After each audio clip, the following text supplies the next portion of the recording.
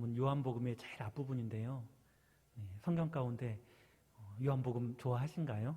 제가 제일 좋아하는 성경이 어디냐라고 하면 요한복음이 첫 번째로 꼽습니다. 요한복음. 성경을 일독 시작할 때도 저는 제일 먼저 요한복음 먼저, 때로는 마가복음이 짧기 때문에 마가복음 먼저 읽을 때도 있는데요. 요한복음을 가장 먼저 읽고 시작하는 것 같습니다. 알 것 같으면서도 조금 어렵기도 하고, 쉬운 것 같으면서도 굉장히 어려운 이런 성경이 요한복음이 아닌가 싶은데요. 사람들이 그렇게 이야기를 합니다. 여름날 바닷가에서 어린 아이도 해수욕을 즐기지만 또 바다 깊은 곳에서는 또 고래가, 아주 거대한 고래가 헤엄치는 것처럼 정말 쉬운 것 같으면서도 어렵고 또 어려운 것 같으면서도 쉬운 것이 이 요한복음이 아닌가 싶습니다. 이 요한복음을 가볍게 읽는 평신도도 쉽게 은혜를 받고요. 또 요한복음을 연구하는 신학자도 깊이 있게 연구하면서 또 은혜를 받습니다. 오늘 영생의 시작이라는 제목을 가지고 요한복음 앞부분을 함께 살피면서 요한복음 많이 읽으셨지 않습니까?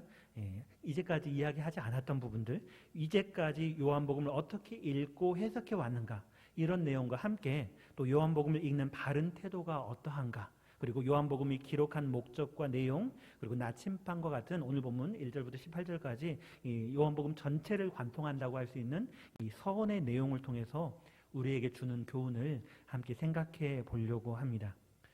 먼저 요한복음이 어떻게 연구되어졌는가, 이런 부분에 있어서 먼저 말씀드리려고 하는데요. 요한복음을 읽다 보면 그 독특함이 있습니다. 다른 마태복음, 마가복음, 누가복음과 다른 어떤 독특함이 느껴지는데, 물론 각각의 복음서도 독특함이 있지만 특별히 요한복음은 더 독특한 것 같습니다. 독특함이 더욱 두드러진다라고 말할 수 있을 것 같습니다. 다른 복음서들은 북부 갈릴리 지방에서 예수님께서 말씀을 전하시고 나중에 유대 남부 지역으로 내려와서 예수님께서 사역을 하시는 모습을 기록하고 있는데요. 요한복음은 주로 남부 유대에서 사역을 말하고 있습니다.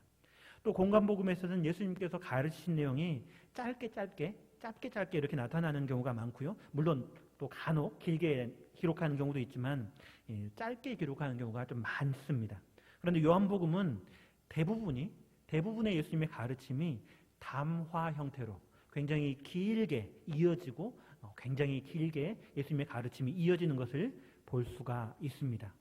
또 공관복음서에서는 예수님께서 가르치셨던 그 말씀에 대한 해석이 별로 없습니다. 있긴 있는데 많지 않습니다. 하지만 요한복음은 다릅니다. 어떤 가르침이 있다면 저자의 해석이 나타나고요. 예수님이 설명해 주시는 부분도 있고요. 요한복음을 기록한 저자가 또 설명해 주는 부분도 많이 나타납니다. 또 성전 청결 사건은 어떻습니까? 공관복음서에서는 마태복음 21장, 또 마가복음 11장, 누가복음에서는 19장. 그래서 복음서의 뒷부분에 언급을 한다면 요한복음은 어디서 나오나요? 제일 앞부분 2장에서 성전 청결 사건을 언급을 하고 있습니다. 또 요한복음을 관심을 갖고 깊이 읽어가다 보면 해결하기 어려운 문제들, 난제들을 발견하게 되는데요. 예를 들어서 요한복음 3장에 보면 예수님께서 예루살렘에 머물러 있는 것처럼 보이는데 요한복음 3장 22절에 보시면 갑자기 유대 땅으로 갔다라는 기록이 나타납니다. 그러니까 지리적으로도 막 이리저리 건너뛰는 이런 모습을 볼 수가 있습니다. 또 시간적인 도약도 그렇습니다. 언제는 이런 시간대였는데 갑자기 다른 절기가 튀어나오고요. 이렇게 시간적인 도약, 지리적인 도약, 이런 것들이 요한복음에 나타납니다. 또 요한복음 13장에 보시면 베드로가 예수님께 어디로 가느냐라고 묻는데 같은 장소인 것처럼 보이는 요한복음 16장에서는 예수님께서 그렇게 말씀하시죠. 나더러 어디로 가는지 묻는 이가 없다, 이렇게 말씀을 하십니다. 물론 이런 난제들을 여러 가지 방법으로 설명할 수도 있고 해석할 수도 있지만 그냥 읽었을 때 요한복음을 그냥 아무 생각 없이 차근차근 읽어가다 보면 어색하게 느껴지는 것이 분명한 사실인 것 같습니다. 그래서 요한복음을 연구한 학자들은 그런 부분에 집중을 했고요. 그래서 앞서 말한 난제라던가 어색함들, 이것을 어떻게 이해했는가 하면 신학적으로 발전해 나가는 그런 방향의 증거라고 생각해서 이 요한복음의 자료의 역사라던가 요한복음이 어떻게 형성되어져 왔는가, 형성 과정, 또 요한복음을 받았던 요한복음 이 공동체의 발달 단계를 연구하는 경우도 있었습니다. 하지만 이런 역사적인 관점이라던가 편집적인 그런 관점에는 한계가 있는데 왜 그런가? 어떤 한계가 있는가? 요한복음서는 그런 연구 자료로 학자들에게 연구하라고 이 기록을 해놓은 것이 아니라는 거죠. 복음서는 왜 쓰여졌을까요? 읽는 독자들을 위해서. 성경을 지금도 오늘날도 성경 많은 사람들이 읽고 있지 않습니까? 읽는 독자들을 위해서 쓰여진 거고요. 때로는 어색하게 느껴지는 것, 또 난지처럼 느껴지는 이런 지리적이고 시간적인 도약도 이 요한복음서가 가지고 있는 그 목적을, 어떤 가지고 있는 목적이 있는데 그 목적을 성취하는 방법으로 그것들이 사용되어졌다라는 것을 간과해버린 것입니다. 학자들이 그 부분을 놓쳐버린 거죠. 그래서 그런 관점, 역사적인 관점, 편집적인 관점에서 새로운 관점, 이렇게 요한복음을 이렇게 이해해야 된다라는 새로운 관점이 나타났는데 어떤 관점인가? 서사적이고 문학적이고 수사학적인 그런 기법으로 본문을 연구하는, 이 요한복음을 연구하는 그런 경향들이 나타났습니다. 하지만 이런 방법도 한계가 있습니다. 이 복음서 전체의 통일성이라든가 구성 요소의 관련성이라든가 복음서가 뭘 말하는가, 어떤 영향을 끼치는가, 이것에 대해서는 알 수 있지만 이런 관점으로 바라보다 보면 이 요한복음서를 마치 동화나 허구로 그렇게 볼 수가 있다라는 사실이죠. 이게 굉장히 위험한 부분입니다. 그래서 아무리 좋은 내용이고 아무리 좋은 교훈이라 할지라도 허구라고 이해하고 본다면 드라마와 소설에 불과하게 된 것입니다. 요한복음은 그게 아니죠. 사실을 그대로 전달하는 목적을 가지고 이렇게 기록하고 전달을 해 주었는데 이런 관점으로 이해하는 것은 굉장히 위험한 부분이 있다라는 것을 먼저 말씀드립니다.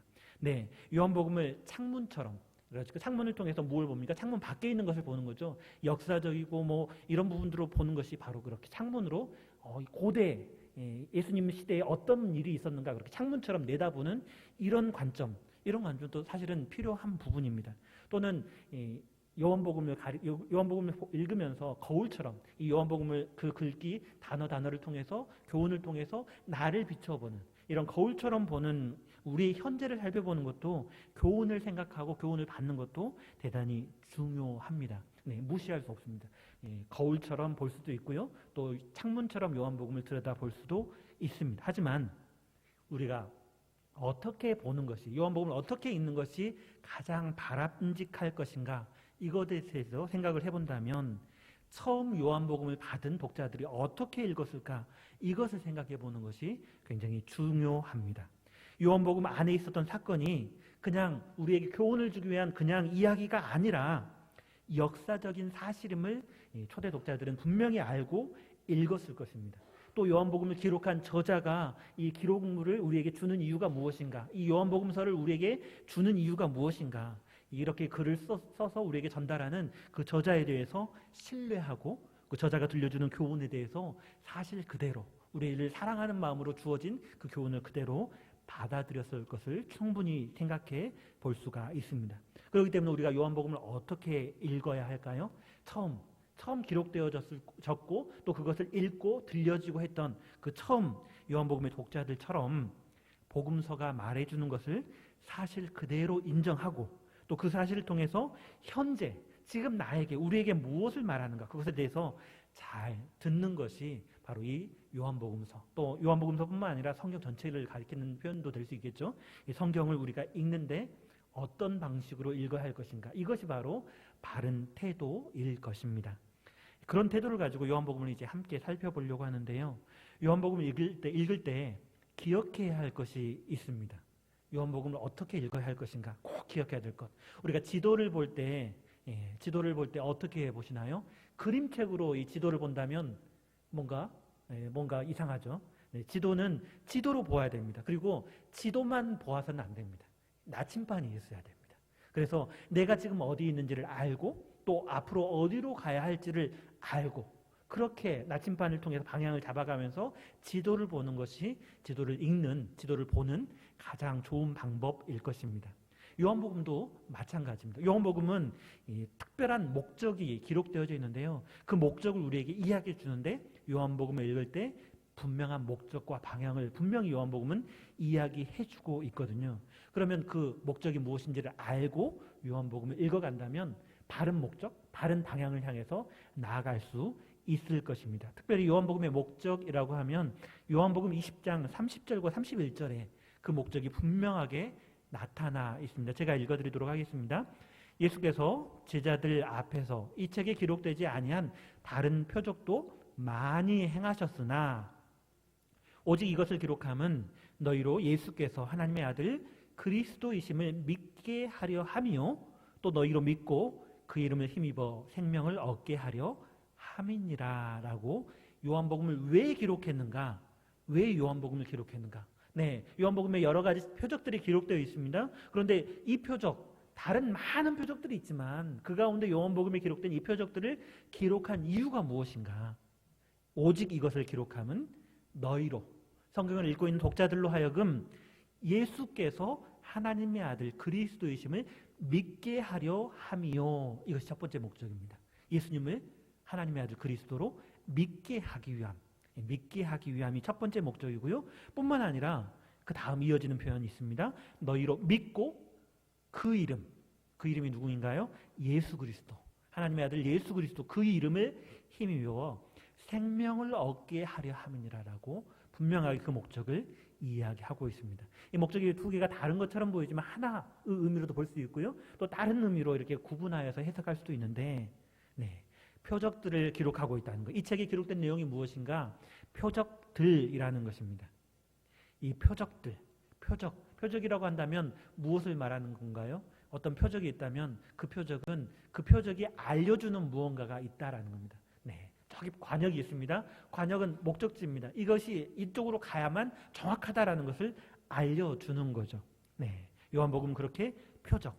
보통 기적이라고 할 때는 놀라운 일, 원더풀 싱, 굉장히 놀라운 일들을 가리켜서 기적이라고 하는데, 표적은 그 놀라운 일이 있다면 그 놀라운 일이 무언가를 알려준다. 어떤 교훈이 있다. 그리고 그것을 통해서 무언가를 가르쳐준다라고 할 때 표적이라고 하는 겁니다. 그것이 무엇인가? 표적이 가르치고 있는 내용은 무엇인가? 바로 예수께서 하나님의 아들 그리스도이심을 그것을 가리키는 거고요. 그것을 믿게 하려고 기록했다라는 것을 본문은 분명하게 이야기하고 있는데, 특별히 믿게 하려 함이라는 표현에서 조금 해석이 필요합니다. 믿게 하려고 한다. 믿게 하려고 한다라는 이 표현에 대해서 두 가지 의미로 나누어서 구분해서 해석할 수가 있는데요. 어떤 의미인가? 믿지 않는 사람들에게는 그 믿지 않던 사람을 믿게 하려고 하는 거, 뭐라고 표현할 수 있을까요? 두 글자로 한다면 전도라고 할 수 있겠죠. 이 전도적인 의미가 한 가지고요. 만약에 믿고 있는 사람들이 계속해서 믿게 한다라고 한다면 어떤 의미일까요? 네, 교육적인, 변증적인 그런 의미가 바로 그것입니다. 네, 요한복음을 읽다 보면 물론 이 두 가지는 사분학적으로는 두 가지가 팽팽하게 맞서고 있는데요. 그런데 요한복음을 계속해서 읽어가다 보면 믿고 있는 사람들에게 읽혀지기 위한 것이다라는 그런 느낌을 받습니다. 네, 또 믿지 않는 사람들도 요한복음을 통해서 믿게 되는 경우가 참 많고요. 어떻게 해서 예수님 믿게 되었는가 물어보면 요한복음 읽다가 요한복음의 어떤 말씀을 통해서 믿게 되었다라고 하시는 그런 청년들도 전 많이 봤거든요. 네, 요한복음의 이 두 가지 기록 목적을 이야기할 수 있는데, 네, 두 가지 의미 모두 다 무시할 수는 없는 것 같습니다. 믿고 있는 사람은 계속해서 성경 말씀을 읽음으로 더 잘 믿어지게 되는 성경. 네, 그리고 믿지 않던 사람은 읽음을 통해서 예수님을 믿게 되는 성경. 네, 이 두 가지 의미 모두 다 무시할 수 없는 것 같습니다. 네, 방금 요한복음 20장, 이 20장에서 말한 이 책, 요한복음의 기록 내용과 목적을 방금 말씀드렸는데요. 앞에서 간단하게 말씀드렸던 것처럼 지도를 볼 때 그 내용이 무엇인지, 무엇을 목표로 삼고 가야 하는지도 중요하지만 또 한 가지 더 말씀드렸지 않습니까? 지도를 볼 때는 꼭 나침판이 필요한데요. 방금 요한복음의 기록 목적, 이것이 바로 요한복음의 나침판이라고도 말할 수 있습니다. 또한 요한복음의 나침판이라고 할 수 있는 기록 목적뿐만 아니라 또 하나 더 요한복음의 나침반이라고 할 수 있는 부분, 그 부분이 바로 방금 읽었던 요한복음 1장 1절부터 18절까지 이 부분을 서언 또는 서문 이렇게 표현을 하는데요. 이 나침반과 같은 역할을 오늘 본문도 그렇게 하고 있습니다. 여기서는 요한복음 1장 1절부터 18절까지는 이 요한복음서의 주인공이 누구인가, 그리고 그분이 어떤 책임을 맡으신 분인가, 그리고 나중에 자기 백성들에게 거부를 당할 것이다 라는 내용까지도 1장 1절에서 18절 사이에 그것까지도 이야기를 해주고 있습니다. 뿐만 아니라 예수님을 믿음으로 받아들이는 사람, 영접하는 사람에게 주는 특권도 노래하고 있는 부분이 바로 이 서언 부분입니다. 마치 요한복음서 전체의 내용을 관통하는 흐름을 우리에게 마치 나침반처럼 지도를 보고자 할 때 나침반이 그 방향을 가르쳐주는 것처럼 그렇게 제시해주는 본문이 바로 오늘 본문입니다. 오늘 본문의 구조를 간단하게 살펴보면 이렇습니다. 1절부터 5절까지 간략하게 눈으로 한번 살펴보십시오. 1절에서 5절에는 주인공이신 그분이 누구인가, 그리고 말씀이신 하나님과 인간과의 관계를 1절에서 5절까지 이야기를 해주고 있고요. 또 6절에서 8절까지는 증인으로 온 요한에 대해서, 세례 요한에 대해서 이야기를 하고 있고요. 다시 9절부터 14절까지는 그분의 오심과 그에 대한 사람들의 반응을 이야기해 줍니다. 그리고 15절에서는 요한의 증언에 대해서 이야기를 하고 있고요. 또 16절에서 18절까지는 주인공이신 바로 그분을 통해서 받는 은혜가 어떠한지, 그리고 그분이 하나님을 나타내 보이심에 대해서 우리에게 이야기해 주고 있습니다.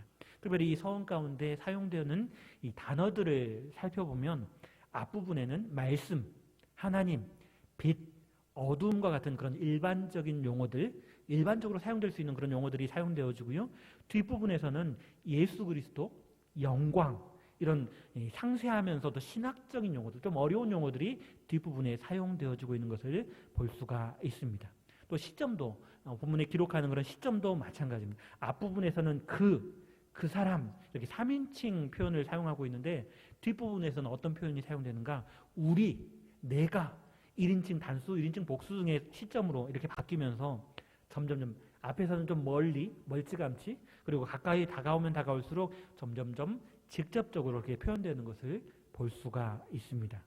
이 서원의 구조에 대해서 다양한 견해들이 있지만 여러 가지 해석들이 있습니다. 다양한 학자들이 다양하게 주장을 하는데 보편적으로 동의하는 것이 하나가 있습니다. 그것이 무엇인가 하면 이 서원의 중심부에 위치한 것, 가장 핵심이 무엇인가 하면 12절과 13절이라는 것입니다.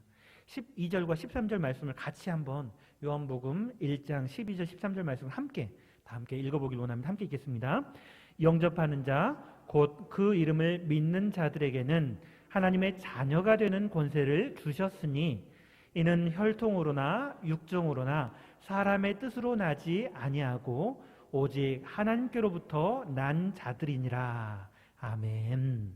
여기 영접하는 자, 곧 그 이름을 믿는 자들에게는 하나님의 자녀가 되는 권세를 주셨다. 이것이 이 서문의 중심을 이룬다라는 겁니다.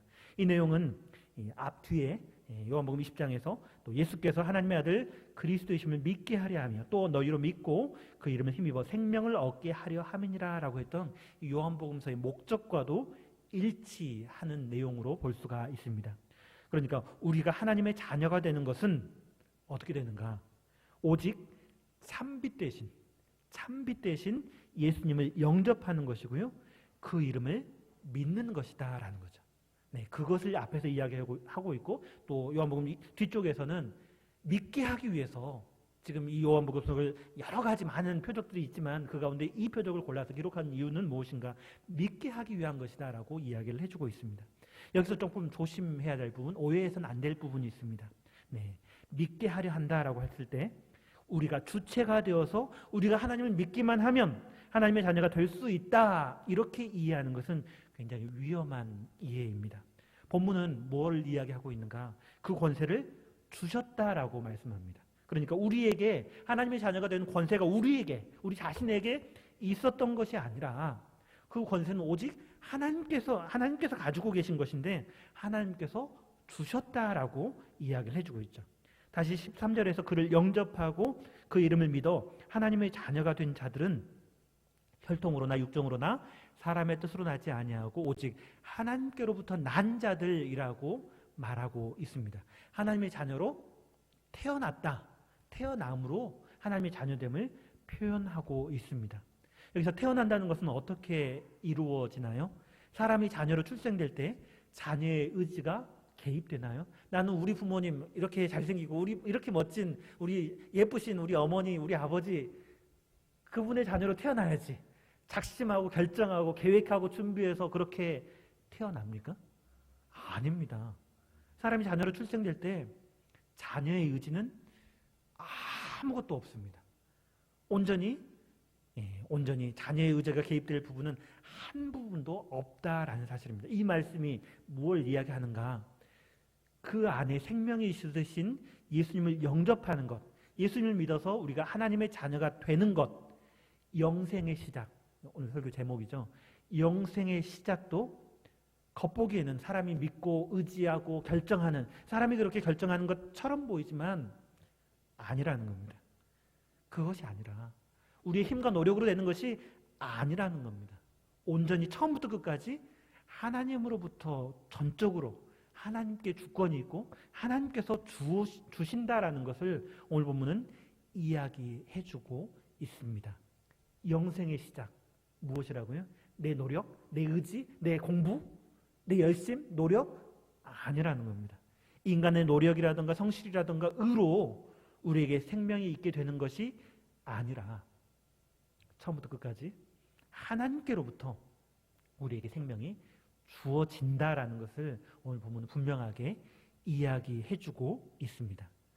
오늘 함께 읽으신 요한복음 서문의 구조도 그와 같이 이야기를 해주고 있습니다. 서문의 핵심에 믿음으로 하나님의 자녀됨을 이야기하지만 믿음으로 하나님의 자녀됨을 이야기하지만 그 권세는 누가 주신 것인가? 그분께서 주신 것이다 라고 이야기를 하고 있죠.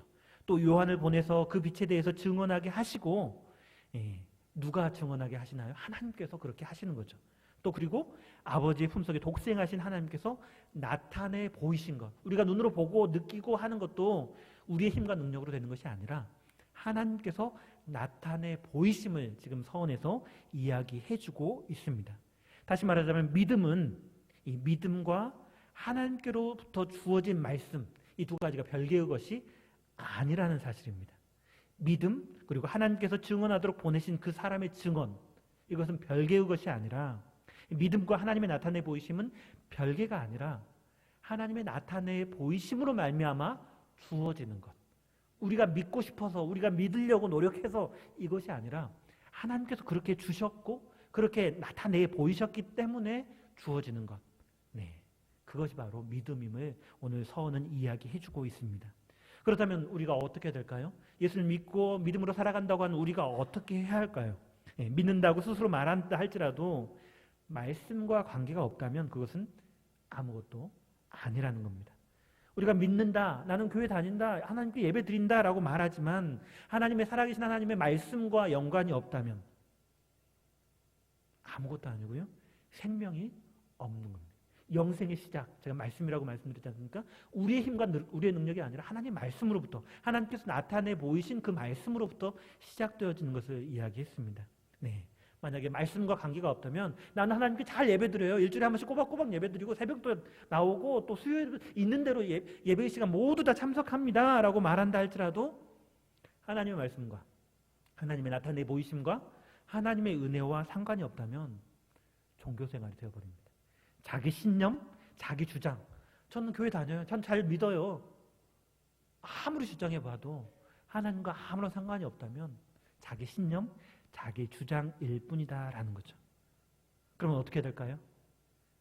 다시 한번 말씀드립니다. 믿음은 내가 믿고자 해서 되는 것이 아니라 하나님께서 주신 것입니다. 하나님께서 요한을 통해서 빛에 대해서 증언하게 하셨고 예수 그리스도를 통해서 우리에게 나타내 보이신 겁니다. 그러면 어떻게 될까요? 우리가 믿고자 한다면, 믿는다고 한다면 말씀과 관계가 되어져야 됩니다. 주님의 증언을 듣고요, 주님의 말씀을 듣고요, 그 나타내심을 눈을 크게 뜨고 바라보아야 한다라는 겁니다. 주님 말씀 듣지도 않고 주님 말씀을, 주님께서 나타내 보이시는 것을, 그것을 보지도 않는다면 이렇게 성직자의 직분, 목사라는 그런 귀한 직분, 또 장로라는 귀한 직분, 아무리 많은 권한이 있고 어떤 위치, 어떤 겉으로 드러나는 뭔가가 있지만, 타이틀이 있다 할지라도 말씀과 관계가 없다면 그냥 직장인하고 똑같은 겁니다. 자기 먹고 살기 위해서 살아가는 그런 삶에 불과한 것이죠.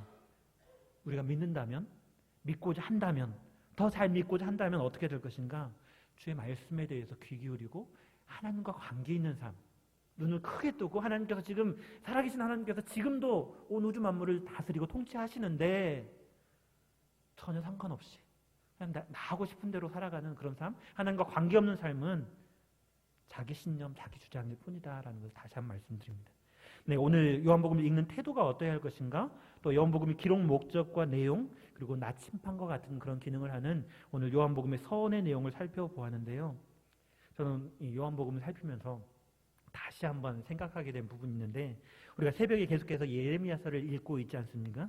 그래서 선지자 예레미야가 남유다 백성들에게, 이미 북이스라엘은 멸망했고 남유다 백성들에게 계속해서 하나님의 말씀을 전하는데 하나님의 그 말씀을 듣지 않는 유다 백성들이 계속 나타나는 것을 기억합니다. 분명히 남유다 백성들은 하나님의 놀라운 은혜, 이스라엘 백성들은 출애굽의 놀라운 은혜, 또 율법을 받고 그렇게 살아간, 하나님께 예배 드릴 수 있는, 제사할 수 있는 예루살렘 성전까지 받고 그 하나님을 예배하는 그런 귀한 하나님의 백성임에도 불구하고 남유다 백성들은 어땠습니까? 선지자를 통해서 그렇게 반복해서 그렇게 하나님 말씀을 들려줌에도 불구하고 듣질 않죠. 들었는데도 듣지 않습니다. 보았는데도 보지 않습니다. 심판을 경고받고 마침내 어떻게 될까요? 포로기를 거치게 되는 이런 상황에 직면하게 되는데, 우리는 어떻습니까? 확실히 예수 그리스도를 믿는 믿음의 사람 맞습니까? 확실히 믿고 있습니까? 확실히 믿고 있고 더 잘 믿기를 원하십니까? 그렇다면 우리가 해야 될 것은 분명합니다. 제가 말씀드린 찬송가 540장을 골라놨는데요. 주의 음성을 듣고 주의 얼굴을 항상 배운다, 이런 찬양의 가사가 있습니다. 이 찬양의 가사처럼, 또 오늘 본문 서원에서 말씀해 주는 것처럼 믿는다면, 더 잘 믿기를 원한다면 하나님과 관계없는 삶이 되어서는 안 됩니다. 하나님께서 우리에게 들려주시는 증인의 증언을 듣고요, 그리스도께서 자기를 나타내신 표적들을 보아야 합니다. 지금 오늘날 눈에 보이지 않지만 여전히 하나님께서는 역사하시거든요. 하나님께서 살아계셔서 지금도 계속해서 역사를 주관하고 계십니다. 이 세상 가운데 여전히 주관자 되신 하나님을 바라보고 눈을 크게 뜨고 이 역사 가운데 하나님께서 여전히 일하시는 그 모습들을 지켜보아야 하는 겁니다. 하나님 말씀과 여전히 관계하고 말씀을 듣고 보고 읽고 알아가며, 또 묵상을 통해서 하나님이 지금 어떻게 일하여 가시는가, 또 우리 교회는 어떻게 일하여 가실 것인가 바라보고 들어야 하는 것입니다. 요한복음에서 계속해서 이야기하는 것처럼 우리가 그 주님의 증언을 듣고 나타내신, 그리스도께서 자기를 나타내신 그 표적들에 대해서 눈을 크게 뜨고 보는 거죠. 말씀이 육신이 되어 오신 그리스도의 말씀을 보고 듣고 읽을 때 우리가 알게 되고요, 믿게 되고요, 더 잘 믿게, 그리고 믿음으로 살아갈 수 있게 된다라는 사실입니다. 우리 풍암전원교회가 날마다 믿음으로 살아가되 주의 음성에 귀를 기울이고 주님의 말씀에 순종하여서 더 잘 믿는, 지금도 잘 믿고 있는 분들은 더 잘 믿는 믿음의 사람으로 그렇게 성장하는, 주님과의 관계 속에서 믿음이 더욱더 성장하는 우리 풍암전원교회 되기를 간절히 축원합니다.